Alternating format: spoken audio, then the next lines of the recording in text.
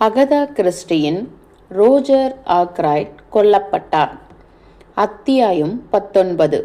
Flora ஆக்ராய்ட். அடுத்த நாள் காலை நான் என்னுடைய ஆஸ்பத்திரி ரவுண்ட்ஸ் முடித்துவிட்டு திரும்பிக் கொண்டிருந்த போது இன்ஸ்பெக்டர் ரக்லானால் எதிர்கொள்ளப்பட்டேன். குட் மார்னிங் டாக்டர் ஷெப்பர்ட் என்ற அவன் கொலை நிகழ்ந்த காலம் நாம் சொல்லும் சமயத்தில் பெர்லின் பார்க்கில் இல்லைன்னு சொன்னது சரின்னு ஆகியிருக்கு என்றார். யார்? கெனட்டே. விசில் பார் பொம்பளை நல்லா நினைவு வச்சிருக்கா. காட்டின 5 ஃபோட்டோக்கள்ல இருந்து சரியா இவனை தேர்ந்தெடுத்து தரா அவ. 9:30 மணிக்கு தான் இவன் பார்க்குள்ள நுழையிறான். இந்த விசில் பார் பெர்லின் பார்க்ல இருந்து தாராளமா 1 மைல் தள்ளி இருக்கு என்பதை கவனிக்கணும். இவன் கையில கத்தையா பணம் இருந்ததை பார்த்த சொல்றா. அந்த பார் பொண்ணு பாக்கெட்டிலிருந்து எடுத்தானாம்.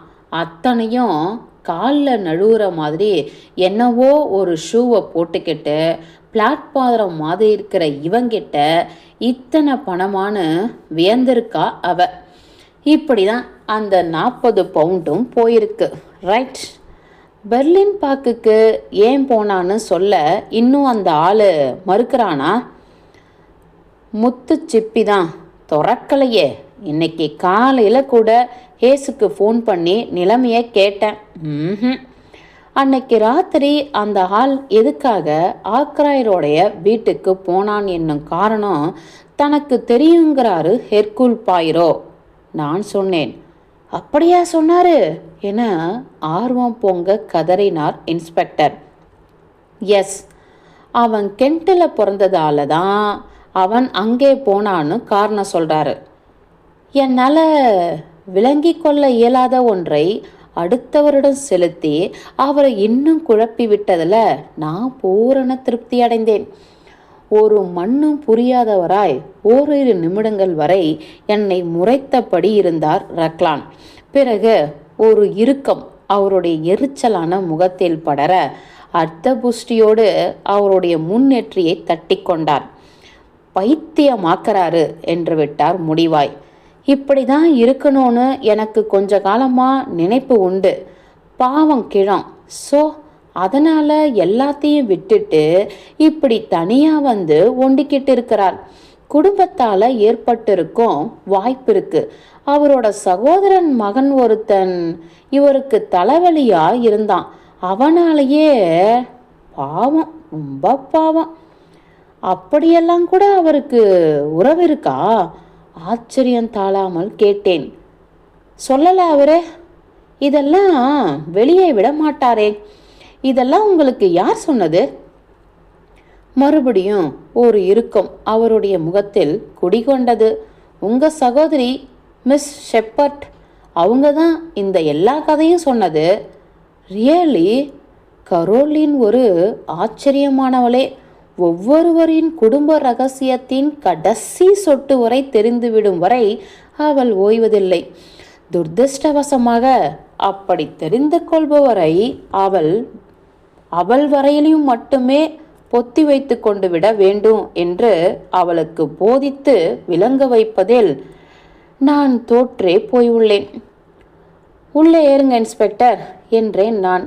காரின் கதவினை திறந்து விட்டபடி லார்ஜஸ் வரைக்கும் நாம் 2 பேரும் போய் தற்போது கிடைத்த செய்திகளை பரிமாறுவோம். அதுவும் சரிதான். குழம்பி போன ஆசாமியாயிருந்தாலும் அந்த கைரேகைகள் பற்றி நல்ல பயனுள்ள யூகத்தை தான் அவர் எனக்கு தந்தார். அவருக்கே உரிதான கனிவான புன்னகையோடு எங்களை வரவேற்றார் பாய்ரோ. ஒப்புதலாய் அவ்வப்பொழுது தலையை அசைத்தபடி நாங்கள் கொண்டு போய் தந்த செய்தியை கவனித்தார். எல்லாம் சரிங்கிற மாதிரி தான் படுதில்ல என்றார் இன்ஸ்பெக்டர். ஏனோ சந்தேகம் கவ்வியவராய். எஸ், 1 மைல் தூரத்தில் இருக்கிற பார்ல தண்ணி அடிச்சுக்கிட்டே அதே நேரத்தில் அதே மனுஷன் இங்கே கொலையும் பண்ணியிருக்க முடியாதுல்ல. அவனை நீங்கள் விடுதலை பண்ணிட போறீங்களா? வேற என்ன பண்ணுறதுன்னு எதுவும் தெரியல.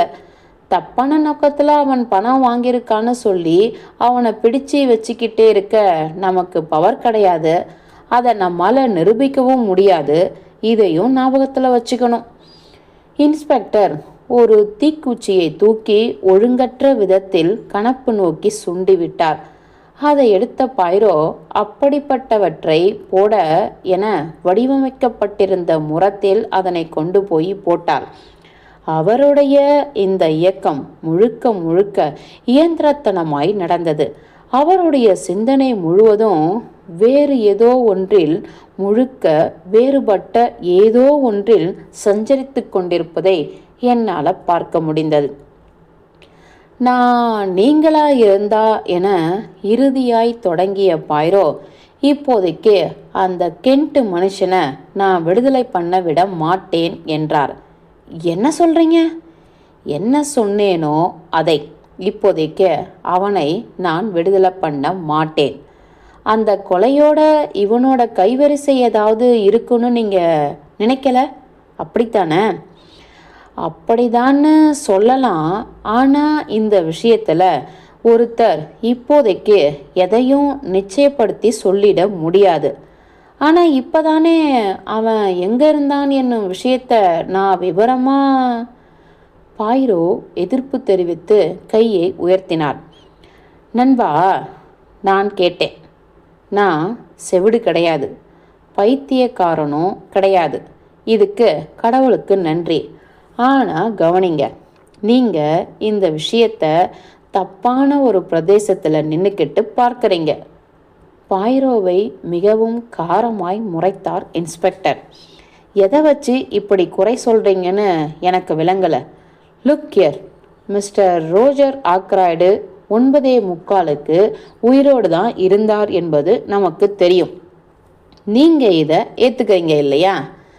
சில கணங்கள் கேட்டவரையே பார்த்து கொண்டிருந்த பைரோ பிறகு ஒரு சின்ன சிரிப்பூடே மறுப்பாய் தலையசைத்து விட்டார். நிரூபிக்கப்படாத எதையும் நான் என்னுள்ளே அனுமதிப்பது கிடையாது. வெல், இதுக்கு நமக்கு வேண்டிய அளவுக்கு சாட்சி இருக்கு. மிஸ் ஃப்ளோரா ஆக்ராய்டின் சாட்சியமே கை மேலே இருக்கு, மறந்துட்டீங்களோ? அவ மாமனுக்கு போய் குட் நைட் சொன்ன சாட்சி. ஆனால் நான் என்கிட்ட ஒரு இளைய கன்னி சொல்வதை என்றைக்குமே முக்கியப்படுத்தி அங்கீகரிப்பது கிடையாது. அது கவர்ச்சிகரமான அழகியாயிருந்தாலும் கூட. வேணாம் ஐயா, அழகி சாட்சி வேணாம். ஆனால் பார்க்கர் பார்த்துருக்கான்ல, அதே அழகி ஆக்ராய்டு அறையை விட்டு வெளியே வந்ததை இந்த சாட்சியையும் தூக்கி குப்பை தொட்டியில் போட்டுடலாமா? நோ. பைரோவின் குரல் திடீர் கூர்மை கொண்டு வெகுண்டெழுந்தது.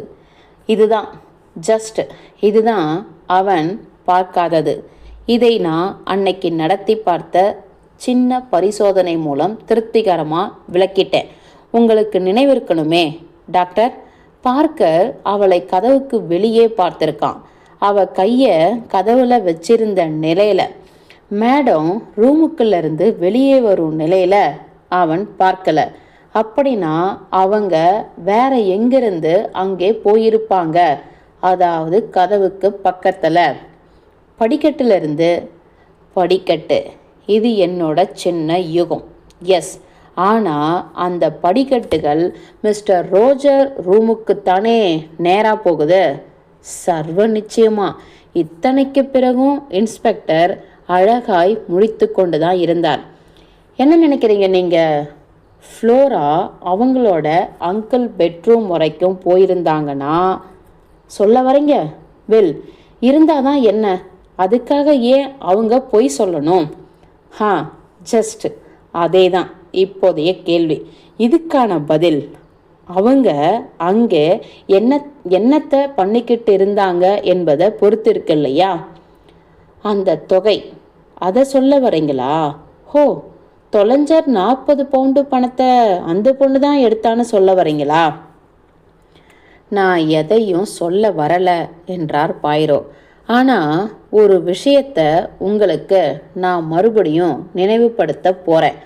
அந்த அம்மாவுக்கும் பொண்ணுக்கும் வாழ்க்கை என்பது அத்தனை சுலபமான ஒரு பயணமாக அமையலை. பணம் செலுத்த வேண்டிய பில்கள் தொடர்ச்சியாக வந்துக்கிட்டே இருந்திருக்கு. பண விஷயங்களில் இந்த ரோஜர் மனுஷன் புரிஞ்சிக்க முடியாத படைப்பு. அந்த பொண்ணு ஒப்பிட்டு பார்த்தா ரொம்ப சின்னதாக படும் ஒரு தொகைக்காக தொங்கிக்கிட்டு இருந்திருக்கலாம். அப்போ என்ன நடந்திருக்கும்னு நீங்களே கொஞ்சம் படம் பிடிச்சு பாருங்க. அவங்க பணத்தை எடுத்துக்கிட்டு அந்த சிறிய படிக்கட்டுகள் வழியா இறங்க ஆரம்பிக்கிறாங்க. அப்போ ஹால்ல இருந்து கோப்பைகள் உறைந்தாடும் சப்தம் அவங்கள அடையுது. இந்த சப்தம் ஏன்னு அவங்களுக்கு துளி சந்தேகம் கிடையாது. பார்க்கர் படிக்கும் அறைக்கு வந்துக்கிட்டு இருக்கான். என்ன ஆனாலும் அவங்க படிக்கட்டில் இருப்பது போல பார்க்க கூடாது. யாராலும் நிச்சயமா பார்த்தானா பார்க்கர் அதை மறக்கவே மாட்டான்.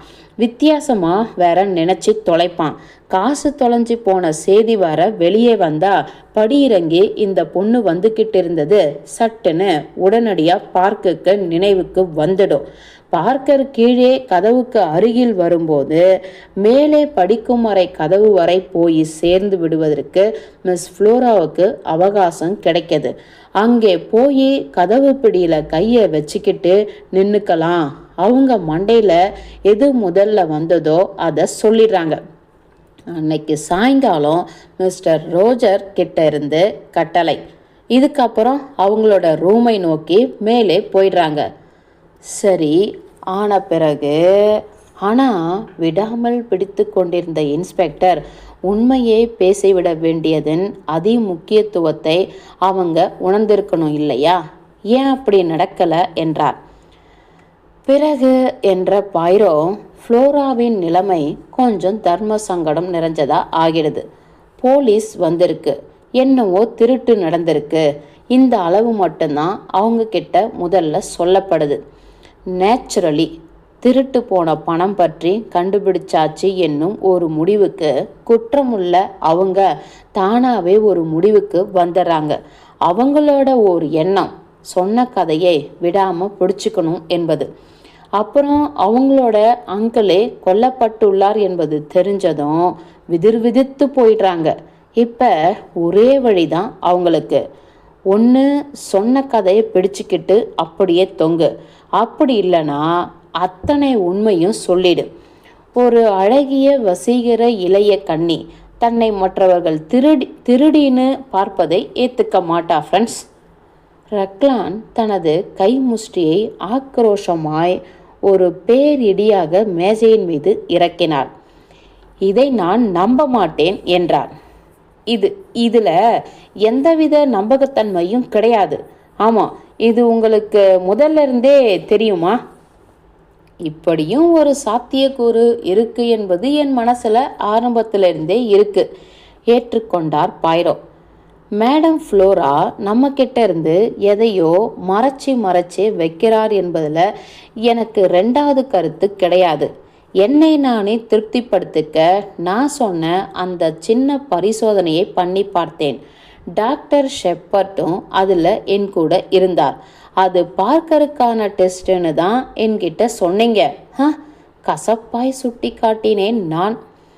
நண்பா என மன்னிப்பு கோரும் விதமாய் அழைத்த பாய்ரோ, அப்போ நான் உங்ககிட்டயே குறிப்பிட்டு காட்டினபடி ஏதாவது ஒரு காரணத்தை சொல்லிதானே செய்ய வேண்டியிருக்கு என்றார்.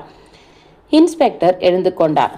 இதில் ஒரே ஒரு வழிதான் இருக்கு என்றார். நேரடியா அந்த பொண்ணை போய் மூச்சடைக்க வைக்குமாறு நாம சந்திச்சு விடுவது தான். என்னோட இப்போ பெர்லின் வர உங்களால் வர முடியுமா மிஸ்டர் பாய்ரோ? ஓ நிச்சயமா. டாக்டர் ஷெப்பர்ட் நம்மை காரில் அடைச்சிக்கிட்டு போவார். நான் மனம் ஒப்பி ஒத்துழைத்தேன். மிஸ் ஆக்ராய்ட் பற்றி விசாரித்த போது நாங்கள் நேராய் பில்லியட்ஸ் அறைக்கு அனுப்பப்பட்டோம். ஃப்ளோராவும் மேஜர் ஹெக்டரும் அங்கிருந்த நீளமான ஜன்னல் திட்டில் உட்கார்ந்திருந்தனர். குட் மார்னிங் மிஸ் ஃப்ளோரா என்றார் இன்ஸ்பெக்டர். உங்கள் கூட தனியாக நாங்கள் ஓரிரு வார்த்தைகள் பேச அனுமதி கிடைக்குமா? உடனடியாய் எழுந்து கொண்டு விட்ட பிளான்ட் கதவு வரை விறுவிறுவென போய்விட்டார். என்ன இதெல்லாம் என உடனே படபடப்பாய் கேட்டார் ஃப்ளோரா. நீங்கள் போக வேண்டாம் பிளான்ட், அவர் இங்கே இருக்கலாம் இல்லையா? இன்ஸ்பெக்டர் பக்கமாய் திரும்பிய ஃப்ளோரா கேட்டாள். அது உங்களோட விருப்பம் என்றார் இன்ஸ்பெக்டர் வறட்சியாய். ஓரிரு கேள்விகளை உங்ககிட்ட கேட்க வேண்டிய கடமையில் நான் இருக்கேன் மிஸ். அதை நான் தனிப்பட்ட முறையில் உங்கள் கூட நடத்த விரும்புகிறேன். சொல்லப்போனால் அப்படி நடத்தப்படுவது தான் மேலானதுன்னு நீங்கள் கூட விரும்புவீங்க. ஃப்ளோரா கவனமாய் அவரையே பார்த்தாள். அவளுடைய முகம் மலமளவென வெளிரிக் கொண்டிருப்பதை நான் கவனித்தேன். பிறகு அவள் பிளான் பக்கம் திரும்பி பேசினாள். நீங்கள் இங்கே தான் இருக்கணும்னு நான் விரும்புகிறேன். Yes please. என்னத்தை தான் நான் இந்த இன்ஸ்பெக்டர் சொல்லணும்னு பிரியப்படுறாரோ அதை நீங்களும் கேட்கலாம் என்பது என் நிலை. வெல் என்றபடி தன்னுடைய தோள்களை குலுக்கி வழிவிட்ட இன்ஸ்பெக்டர், அப்படி நீங்கள் ஒரு முடிவு எடுத்தீங்கன்னா அது உங்கள் இஷ்டம் என்று விட்டு ஆரம்பித்தார். இங்கே இருக்கும் மிஸ்டர் பாய்ரோ என்கிட்ட சில விஷயங்களில் வெளிச்சம் போட்டு காட்டியிருக்கார்.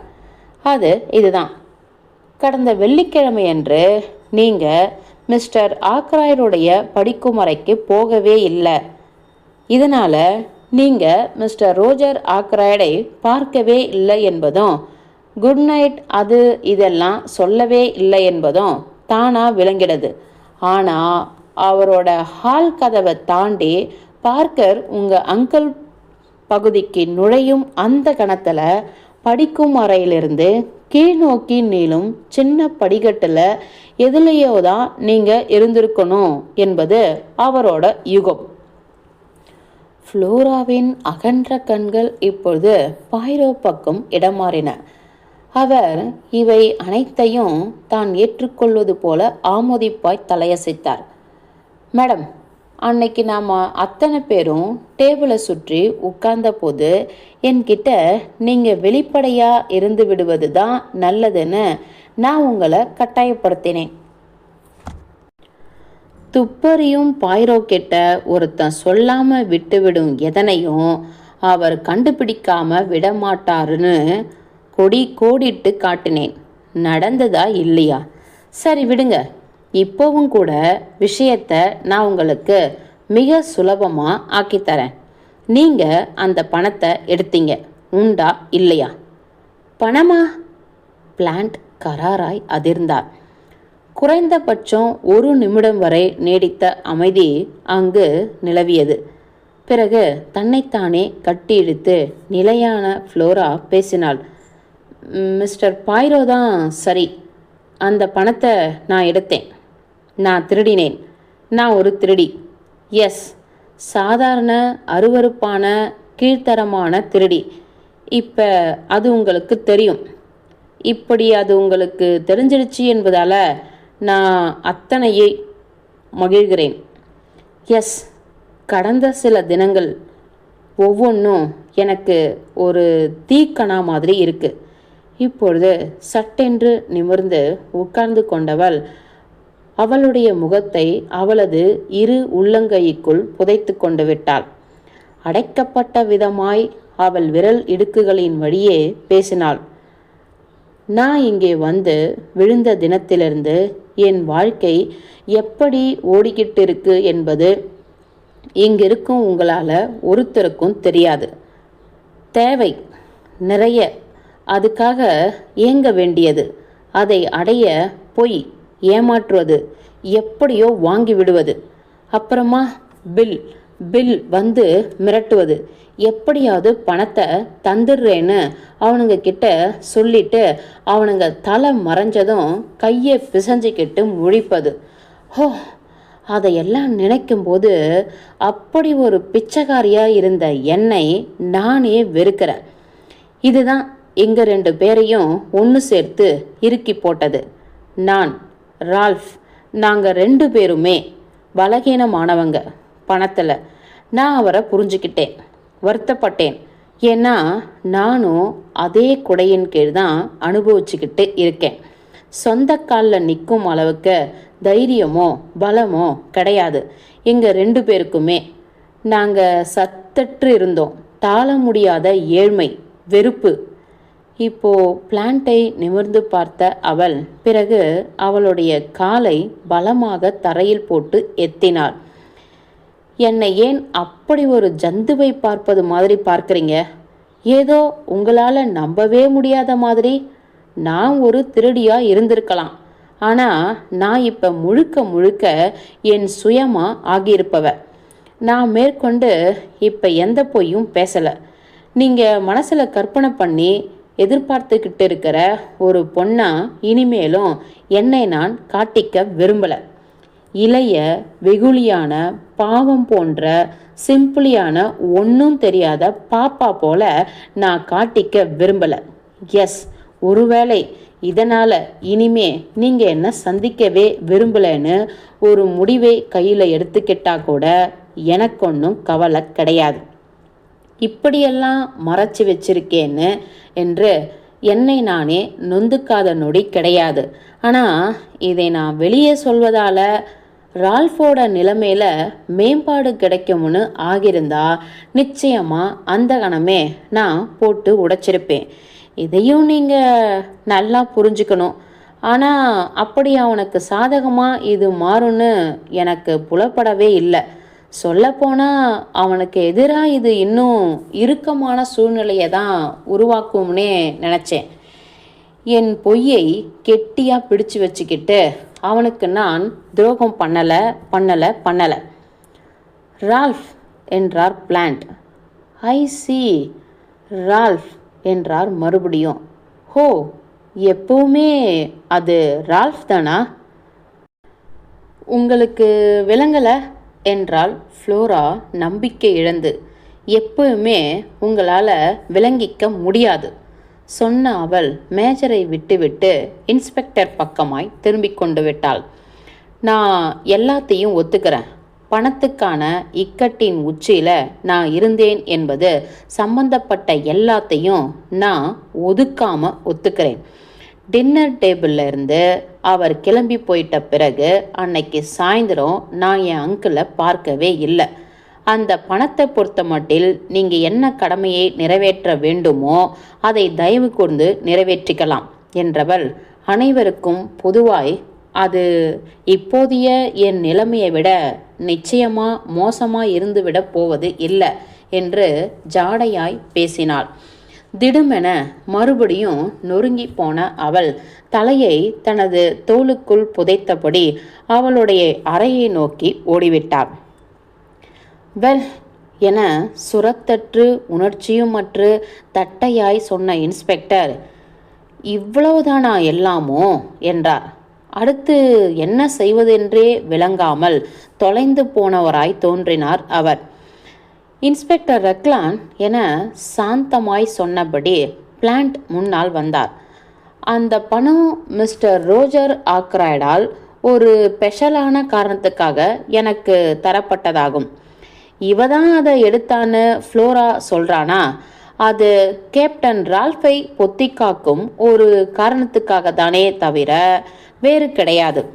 உண்மை இப்போ நான் சொன்னது போல தான். இதை நான் எந்த சாட்சி கூண்டிலும் ஏறி சொல்ல தயார். முதுகு வளைத்து வந்தனம் தெரிவித்த அவர் அப்படியே அறையை விட்டு வெளியேற துவங்கினார். பிளான்ட்டின் இந்த இயக்கத்துக்கு பின்னால் மின்னல் போல பாய்ரோ இயங்கினார். அவரை ஹாலிலேயே பிடித்து இழுத்தார் துப்பறியும் நிபுணர். சார், ஒரு நிமிஷம் கெஞ்சி கேட்டுக்கிறேன்.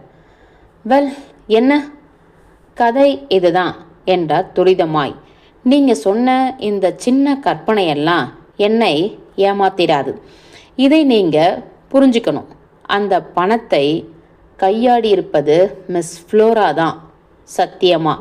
ஆனாலும் கூட இப்படி ஒரு கற்பனையை சரி செஞ்சதுக்காக நான் உங்களை பாராட்டுறேன். ஏன்னா இதையே தான் நான் ஏற்கனவே கற்பனை பண்ணி வச்சிருந்தேன். அதனால் சமய சந்தர்ப்பத்துக்கு ஏற்ற மாதிரி சட்டுன்னு யோசித்து இயங்குறதில் நீங்கள் அசகாய சூரன். இப்படியெல்லாம் ஒரு பாராட்டு உங்ககிட்ட இருந்து வரணும்னு நான் நாக்க தொங்க விட்டுக்கிட்டு காத்திருக்கல என்றார் மேஜர் பிளான்ட். இன்னும் ஒரு முறை வெளியே போவதற்கு அவர் முன்னேற முயல மேற்குறிப்பிட்ட பிளான்ட்டின் குறிப்பால் துளியும் வருத்தப்படாதிருந்த பைரோ அவரது கையை குறுக்காய் நீட்டி முன்னேறி கொண்டிருந்தவரின் பாதையை மறைத்துவிட்டார். ஆனா இப்ப நான் பேசப்போவத நீங்க கவனிச்சே ஆகணும். எனக்கு நிறைய சொல்ல வேண்டி இருக்கு. அன்னைக்கு எல்லோரும் எதையோ என்கிட்ட சொல்லாமல் மறைச்சி வைக்கிறீங்க என்பது போல நான் பேசியிருந்தேன். கவனிங்க, மேடம் ஃப்ளோரா அவங்க மனசு முழுக்கவும் உங்களை ரொப்பி வச்சு அணுவணுவா காதலிச்சிட்டு இருக்காங்க. உங்களை அவங்க சந்தித்த அந்த முதல் கணம் முதல் உண்டா இல்லையா? இதை பற்றி வெளிப்படையாக சொல்லுவதில் நாம் தயங்க வேண்டாமே. ஏன்னு தெரியல, உங்கள் இங்கிலாந்தில் இந்த வியாதி நிறையவே இருக்குது. காதலை ஒத்துக்காத, காதலை வெளிப்படையாக ஆக்காத, காதலை அந்தரங்கமாக மட்டுமே உணரும் வியாதி. நீங்கள் மேடம் ஃப்ளோராவை விரும்புகிறீங்க.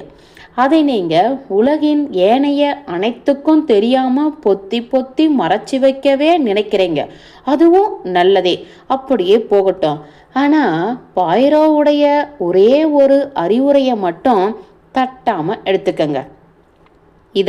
அதாவது இந்த காதலை நீங்கள் மேடங்கிட்ட இருந்து மறைச்சி வைக்கணும்னு நினைப்பதை மட்டும் செய்யாதீங்க.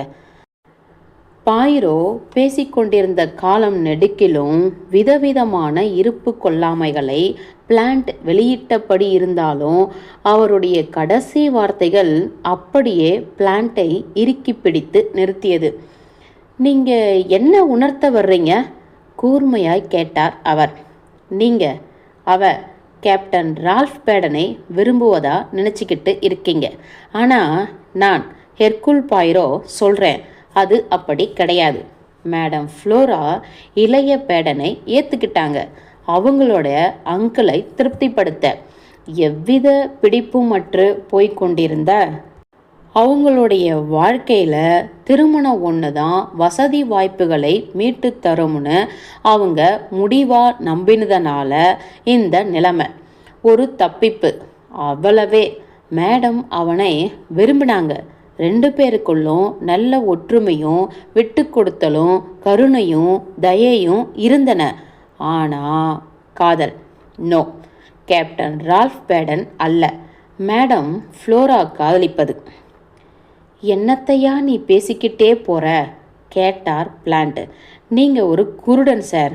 குருடனே தான். அவ விஸ்வாசம் மிகுந்தவர். அந்த சின்ன கழுதை ரால்ஃப் பேடனை மேகமூட்டம் சூழ்ந்திருக்கு. இந்த நிலைமையில அவனை சார்ந்திருப்பது தான் அவனை கௌரவப்படுத்துவதாகும்னு பாவம் மாபெரும் அறவழியில் நின்றுக்கிட்டு இருக்கா அவ. பைரோ பண்ணிக்கொண்டிருக்கும் சிறப்பான பணிக்கு எனது ஒரு சில வார்த்தைகள் வலு சேர்க்கும் என துரிதமாய் விளங்கி கொண்ட நான் உற்சாகப்படுத்தும்படி அவற்றை பேசினேன். அன்னைக்கு என் சிஸ்டர் கூட சொன்னார், ரால்ஃப் பேடனுக்காக ஃப்ளோரா மனசில் இம்மி இடம் கூட கிடையாதுன்னு அவ எதிர்காலத்திலையும் இருக்காதுன்னா இந்த மாதிரி விஷயங்களில் என் சகோதரி எப்பயுமே சரி. நான் நல்லதை நினைத்து சொன்ன இவை அனைத்தையும் அப்படியே விலக்கிவிட்டார் பிளான்ட். அவர் பைரோவிடம் பேசினார். அப்படியா? உண்மையாகவா? நீங்கள் ஃப்ளோரா பற்றி இப்படி தான் நினைக்கிறீங்களா? அப்படியே நிறுத்தி கொண்டு விட்டார். நினைப்பவற்றை சடுதியில் வார்த்தைகளை கோர்க்க தெரியாத வகை இந்த பிளான்ட். என்னை நம்பலைன்னா அவளையே போய் நேராக கேட்டு பாருங்க சார். அந்த பணம் திருடு, அதை பற்றியெல்லாம் இப்போ உங்கள் மனசில் எவ்வித கலங்கமும் இல்லைன்னு நினைக்கிறேன். இப்போ அதை போய் அவளுக்கு எதிராக தூக்கி பிடிச்சிக்கிட்டு நிற்பேன்னு நினைக்கிறீங்களா? பண விஷயத்தில் ரோஜர் ஆக்ரைடு எப்போவுமே விளங்கி கொள்ள முடியாத மனுஷன். அவ பணமுடையில் இருந்திருக்கா. அவரோட குணம் தெரிஞ்சதால அவராண்ட சொல்லாமல் விட்டிருக்கா. புவர் கேள். பைரோ சிந்தனையோடு பக்கவாட்டு கதவனை இப்பொழுது பார்த்தார். இந்த வழியாக தான் மேடம் ஃப்ளோரா தோட்டத்துக்குள்ளே இறங்கினதா எனக்கு ஞாபகம் என்று விட்டு நான் முட்டுச்சிரிப்பு சிரித்தார். நான் ஒரு மாங்காய் மடையனாக இருந்திருக்கிறேனே என்று பட்டென ஒப்புக்கொண்டு விட்டார் மேஜர் பிளான்ட். எல்லாம் திரைக்கதை அமைக்கப்பட்ட நாடகம் போல இப்போ நடந்திருக்கு. Thank you sir, thank you so much sir, thank you. பாய்ரோவை கையை பிடித்து அழுத்தமான குலுக்களை அளித்தார் அவர். பிறகு அவர் பக்கவாட்டு கதவு பக்கமாய் சுழன்றடித்து நகர்ந்து தோட்டத்துக்குள் விழுந்தார். மாங்கா மடையன் எல்லாம் கிடையாது என்று பொதுவாய் சொன்னார் பாய்ரோ. வெளியேறியவரின் திசையினை பார்த்தபடி, ஒரு வகை மடையன்தான் அவர், காதல் மடையன்.